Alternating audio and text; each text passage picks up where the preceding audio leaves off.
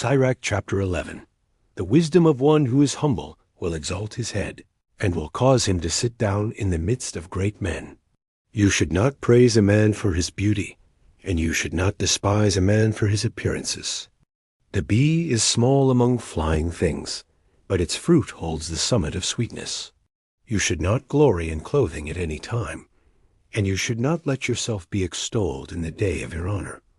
For the works of the Most High alone are wondrous, and glorious and hidden and unseen are his works. Many tyrants have sat upon a throne, and one whom no one would admire has worn a diadem. Many powerful men have been powerfully cast down, and the illustrious have been handed over into the hands of others. Before you inquire, you should not place blame on anyone. And when you have inquired, reprove justly. Before you listen, you should not respond a word, and you should not interrupt in the middle of a discourse. You should not contend in a matter which does not concern you, and you should not sit in judgment together with sinners. Son, you should not be involved in many matters. And if you become rich, you will not be free from transgression. For if you pursue, you will not apprehend. And if you run ahead, you will not escape. There is an impious man who labors and hurries and grieves, but all the more will he be without abundance. There is a debilitated man in need of recovery, who is lacking in strength and abundant in poverty. Yet the eye of God has looked with favor upon him for his benefit, and he has lifted him up from his humiliation, and he has exalted his head. And many have wondered at him, and they have honored God. Good things and misfortune, life and death, poverty and wealth are from God. Wisdom and discipline and knowledge of the law are with God. Love and the ways of good things are with him. Error and darkness have been created by sinners, and those who exult in evil grow old in evil. The gift of God remains with the just man, and his advancement will have success unto eternity. There is one who is enriched by spending sparingly, and this is the extent of his reward.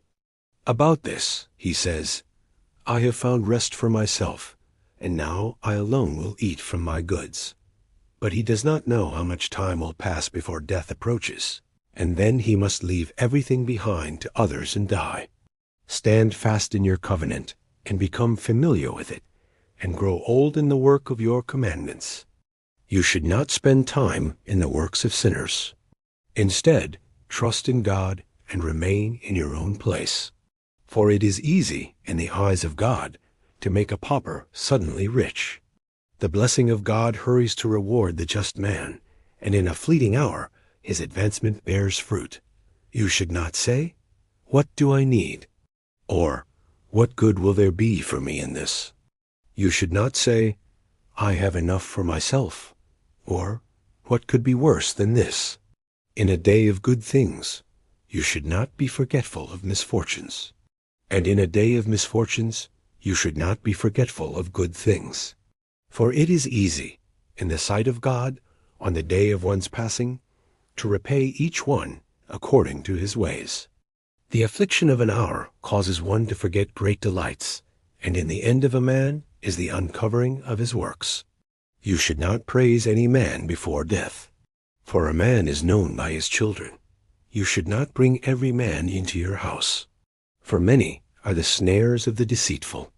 For as a stomach with a bad smell vomits, and as a partridge is led into a cage, and like a deer led into a snare, so also is the heart of the arrogant. And it is like a bystander watching his neighbor fall. For it lies in ambush, and then turns good into evil, and it will place the blame on the elect. From one spark a great fire grows, and from one deceitful man much blood flows. But a very sinful man lies in ambush for blood.